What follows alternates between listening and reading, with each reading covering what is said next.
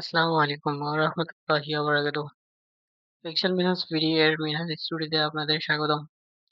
আজকের ভিডিওতে আমরা শিখব ফটোশপ সফটওয়্যারের মাধ্যমে কিভাবে ব্যাকগ্রাউন্ড রিমুভ করা যায়। চলুন শুরু করি।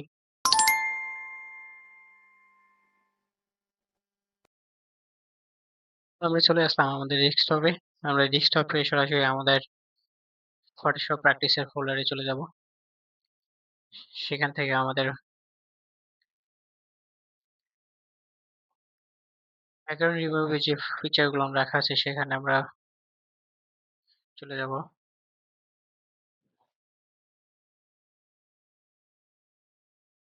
আজকে নতুন আরেকটা পিকচার নিয়ে আমরা ব্যাকগ্রাউন্ড রিমুভ করতে যাচ্ছি। আমি ফটোশপ সফটওয়্যারটা ওপেন করে নিতেছি। আমরা আজকে নতুন আরেকটা পিকচার নিয়ে আলোচনা করব। তো আমার যে কালেকশন গুলো আছে আমি এই কালেকশন গুলো থেকে আপনাদেরকে এন এগুলোর কাজ দিয়ে ব্যাকগ্রাউন্ড রিমুভ করা শেখাচ্ছি। আপনারা ভালোভাবে এইগুলো পিকচার তো পাবেন না। আপনারা আরো সুন্দর করে ভালো পিকচার নিয়ে কাজ করেন। তো আজকে এই পিকচারটা নেই। আপনারা এই পিকচার গুলো কোথা থেকে পাবেন? এর জন্য আমি একটু আপনাদেরকে একটু সাজেস্ট করতে চাই। সেটা হচ্ছে গিয়ে আপনারা এরকম পিকচার যে বিভিন্ন যে ওয়েবসাইট আছে যেমন Canva অথবা Adobe Photoshop এর যে Adobe Firefly আছে সেখানে গিয়ে আপনারা কিন্তু অনেক সময় একটা টেক্সট লিখে সুন্দর করে বলে AI এর মাধ্যমে এইগুলা পিকচার পেতে পারেন। যে একটা ছবি চাই যেমন একটা ক্লোক চাই অথবা একটা পিকচার চাই ফ্লাওয়ারের ফুলের। তো সেই ফুলের কিরকম ব্যাকগ্রাউন্ড থাকবে না বা ব্যাকগ্রাউন্ড এক কথায় একটা কালার থাকবে এক কালারের। এভাবে আপনারা সুন্দর করে টেক্সট আর সুন্দর করে সেন্টেন্স গঠন করে যদি লিখে দিতে পারেন তাহলে কিন্তু এআই আপনাদেরকে এরকম সুন্দর অনেক পিকচার নিয়ে এসে দিবে। সেগুলোর পিকচারকে নিয়ে আপনারা সুন্দর করে ফটোশপে এসে কাজ করবেন।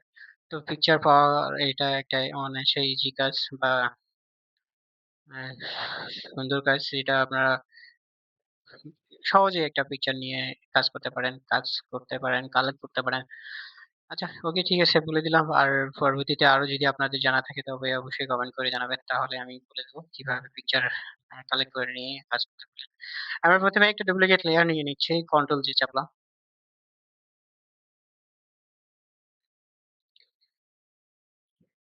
আমি আবারও কন্ট্রোল জি চাপতেছি। আমাদের ব্যাকগ্রাউন্ডের লেয়ারটা রাখা অবস্থায় আরেকটা নতুন করে লেয়ার আমরা পাইলাম। এই লেয়ারটা নিয়ে আমরা কাজ করব।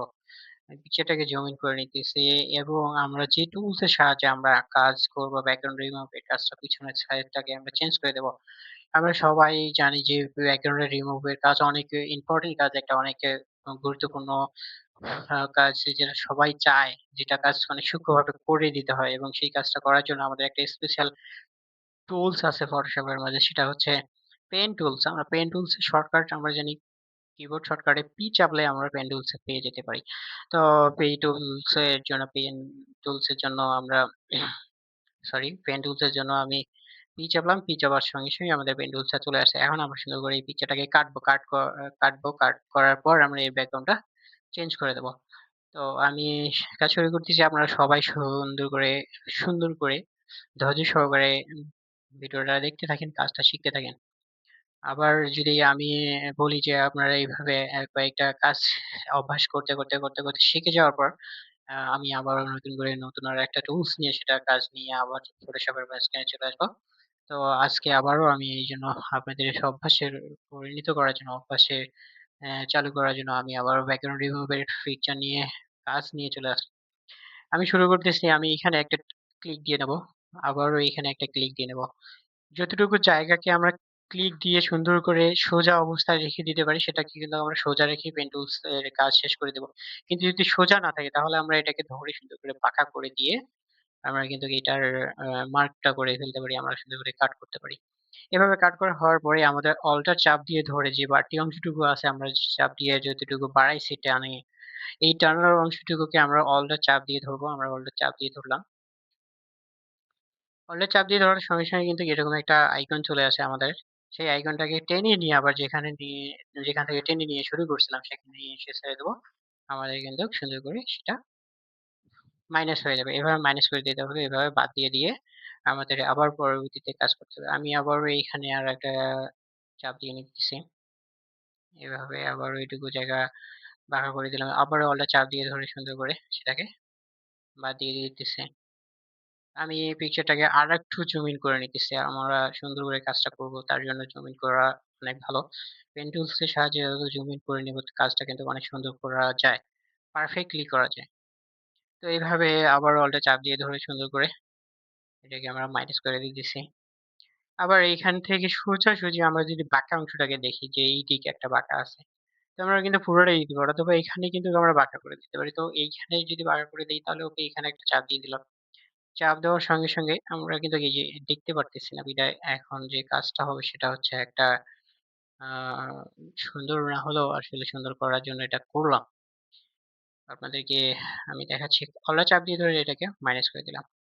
এখন আমি দেখতেছি যে আসলে কাজটা হয়ে গেছে, পারফেক্টলি হয়ে গেছে। যদিও বা এখানে একটু আছে ঘড়ির বডিটা একটু ভিতরে বা ঘ ঘ ঘড়ির বডির একটু বাইরে চলে গেছে পেন্টুলসের মার্কিং এর পর। তো সমস্যা নাই এভাবে রেখে দিলেও অবশ্য কাজটা হয়ে যায়। কাজটা শেখার ক্ষেত্রে হয়ে যায় বা পারফেক্ট করার জন্য আরো কিন্তু আমাদের এটাকে যেমন আমি অল্প একটু কাজ অল্প জায়গা নিয়ে করতেছিলাম ওটা যদি করলাম তাহলে আরো ভালো হইতো।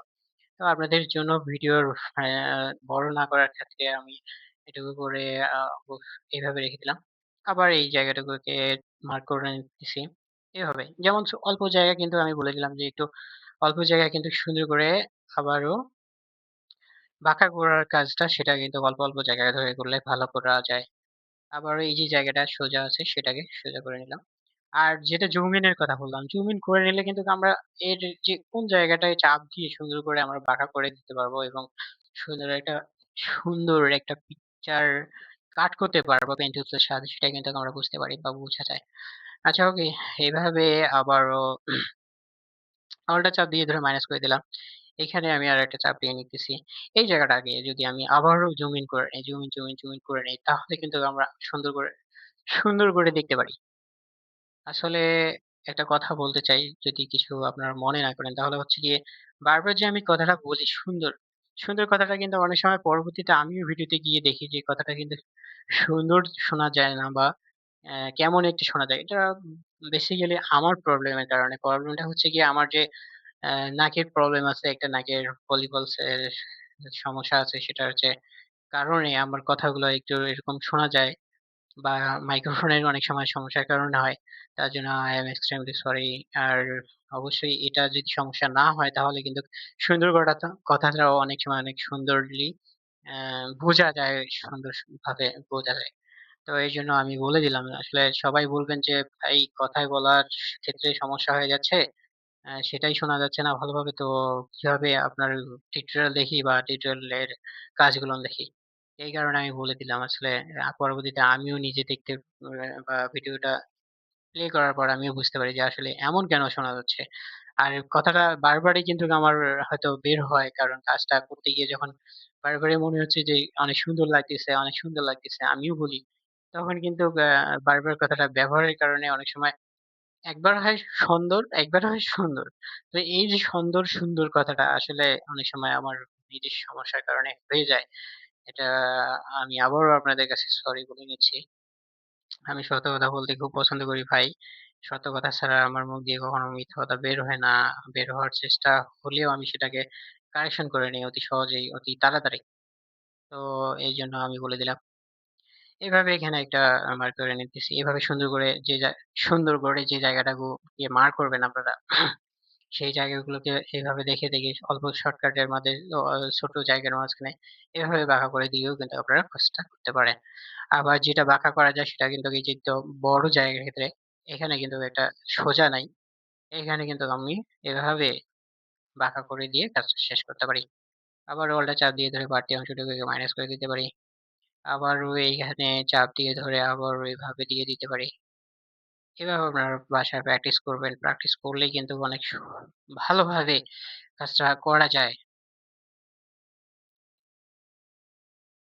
তো কেন বললাম যে এই সুন্দর কথাটা কিন্তু অনেক সময় যদি ভালোই না শোনা যায় তাহলে কিন্তু সমস্যাটা সবার ক্ষেত্রেই, শুধু আমার ক্ষেত্রেই না যে আসলে একটা কথার মাধুর্য যদি না থাকে তাহলে কথা শুনে কিভাবে কার কাছ থেকে কাজ শিখি সেটা যদি ভালো না লাগে তাহলে তো অবশ্যই বড় সমস্যা। তার জন্য এভাবে বলে দিচ্ছি। আপনারা কিছু মনে করিয়েন না বা আমাকেও আমার দৃষ্টিতে দেখবেন। আবার ওয়ালটা চাপ দিয়ে ধরে বাড়তি অংশটুকুকে আমি এভাবে মাইনাস করে দিতেছি। আমরা একটু জুম আউট করে নেব। কারণ আমাদের পিকচারটাকে যতটুকু জায়গায় যে ছোটখাটো জায়গাগুলোতে বোঝা যাচ্ছে না সেগুলো জুম করে নিতে হবে। আর যেটা জায়গা বোঝা যায় সেই জায়গাটাকে আমরা জুম আউট করে নিয়ে শুধু ভালোভাবে কাজ করব। আমি আবারও সুন্দর কথাটা বলতে যাচ্ছিলাম তো বারবার মুখ দিয়ে বের হয়। আসলে খুবই বড় সমস্যা। আবারও মাইনাস করে দিলাম অল্টার চাপ দিয়ে ধরে। এভাবে আবারও এটাকে টান দিয়ে ধরে এই যে প্রপার জায়গাটুকুকে ম্যাচিং করার পর ভালোভাবে রেখে দিয়ে আমি মাইনাস করে দিতেছি অল্টার চাপ দিয়ে ধরে। আবারও এই জায়গাটুকুকে বাঁকা করে দিতেছি। এভাবে বাঁকা করে দেওয়ার পর আমাদের বাড়তি অংশটুকুকে অল্টার চাপ দিয়ে ধরে মাইনাস করে দিতে হবে। আবার এই জায়গাটুকুকে যে ছোট একটা জায়গার মাঝখানে বাঁকা আছে সেই যে জায়গাটাকে আমরা এইভাবে ধরে বাঁকা করে দিয়ে অল্টার চাপ দিয়ে ধরে মাইনাস করে দিব। আবারও এই জায়গাটা প্রপার সোজা আবার সোজা না, এটাকে এভাবে রেখে দিয়ে একটা ক্লিক করে দিই। তারপর এইভাবে বাঁকা করে দিচ্ছি, এইভাবে বাঁকা করে দিচ্ছি। এভাবে রেখে দিয়ে অল্টার চাপ দিয়ে ধরে বাড়তি অংশটুকুকে এভাবে বাতিয়ে দিলাম। আবার ওইভাবে ধরে সেটাকে টেনে অল্টার চাপ দিয়ে ধরে বাঁকা করে দিলাম। এইভাবে পেন টুলস ইউজ করে আপনারা একটা পিকচারকে অনেক ভালোভাবে প্রপার ভাবে কাজ করার পর কাট করতে পারবেন। এর জন্য আমাদের পেন টুলসটা সবথেকে বেশি ইম্পোর্টেন্ট এইখানে। অনেক বায়াররা চায় যে পেন টুলস ইউজ করেই শুধুমাত্র ব্যাকগ্রাউন্ডটা রিমুভ করতে হবে।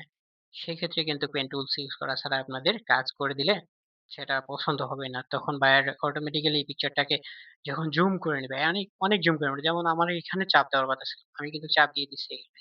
তো আমি যত জুম করে নেব তত কিন্তু আমার জন্য ভালো। তো আমি দেইনি বিধায় আপনাদের শেখার ক্ষেত্রে ভিডিওটা লং টাইম হয়ে যায়। অনেক ভিডিওটা লম্বা হয়ে যায়। তার জন্য আমি এইভাবে রেখে দিয়ে কাজ করছি। তো বলে দিলাম যে আসলে জুম ইন করার সুবিধাটা কি? তো এভাবে মার্ক হয়ে গেছে। এখন আমাদের পরবর্তী যে স্টেপটা সেটা হচ্ছে মার্কটা ভালোভাবে করতে হবে।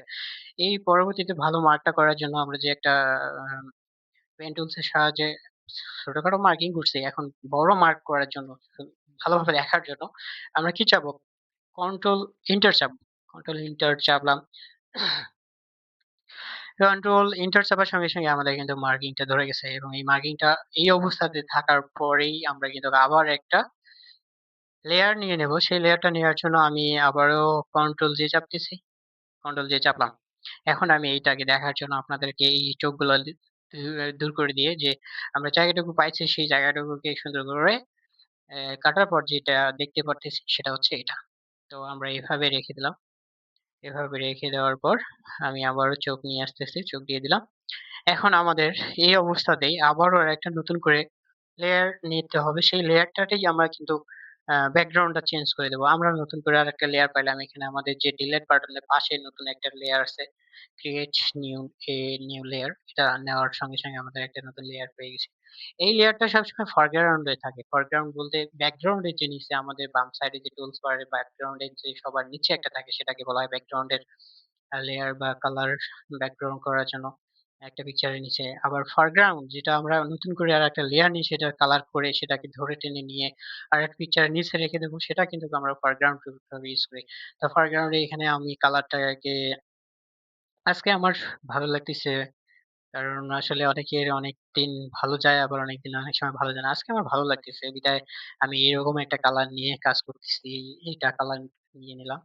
এখন আমি কি করব এই কালারটাকে আমাদের এই লেয়ারের মাঝখানে বসাবো। সেই লেয়ারের মাঝখানে বসানোর জন্য আমাদের একটা কিবোর্ডে ইউজ করতে হবে টুলস বা কিবোর্ড চাপতে হবে শর্টকাট সেটা হচ্ছে alter back space. Alter back space চাপলাম।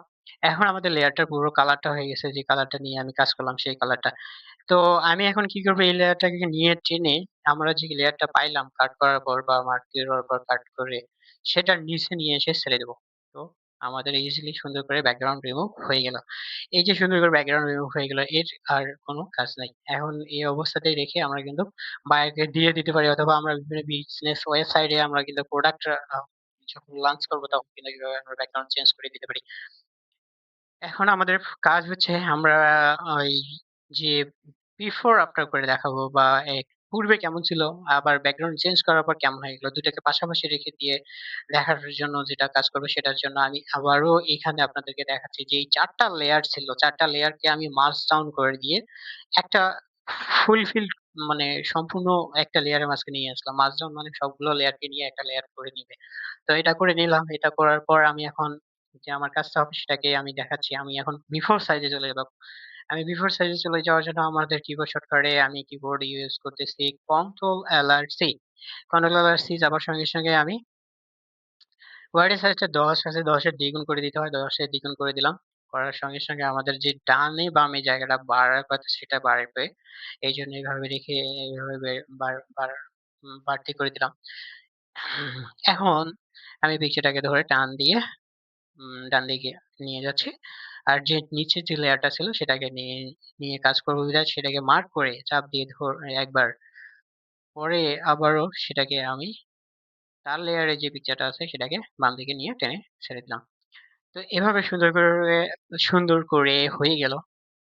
তো আমি যদি বলি এটা একটু ছোট একটা ব্যাকগ্রাউন্ড বা ছোট একটা পিকচার মাঝখানে হয়ে যাচ্ছে, এটা হয়ে যাবে। তো আবার যদি এটাকে নিয়ে একটু টান দিয়ে এভাবে রেখে দেই, তো টোটাল স্কয়ার দুটাই দেখা যাচ্ছে। তো এভাবে একটু এটাকে এভাবে রেখে দিলাম। এটাকে হালকা একটু টেনে এভাবে রেখে দিলাম। ওকে, এখন স্কয়ার লাগতেছে। তো এভাবে রেখে দেওয়ার পর আমি সেভ করব। কন্ট্রোল এস চাপ দিচ্ছি। ডেস্কটপ সিলেক্ট করে নিলাম এবং সেভ এস টাইপে গিয়ে জেপিজি ফাইল দিয়ে দেব। আর অবশ্যই একটা নাম দিয়ে দেব। আমি যেকোনো একটা নাম দিয়ে দিলাম। ওকে করে নিলাম। ওকে করার পর সব মাইনাস করে দিয়ে আমি একটা ডেস্কটপে গিয়ে আমার রিফ্রেশ করব। রিফ্রেশ করার সঙ্গে সঙ্গে আমি দেখব পিকচারটা আমরা পাইছি কিনা। ওকে, পাইছি। এই পিকচারটা আমরা সুন্দর করে এখন আবার বারবার সুন্দর কথাটাই বের হয়ে আসছে। আসলে যেটা সমস্যা সেই সমস্যাটাই বেশি হয়ে যায়। কিছু বুঝি না। তো আবারও এটাকে আমি একটু ভালোভাবে দেখার জন্য আপনাদেরকে এইভাবে বিফোর আফটার করে দেখাচ্ছি। এটা হচ্ছে আমাদের বিফোর। এই যে একটা বিফোর ব্যাকগ্রাউন্ড ছিল তার কালো কালার।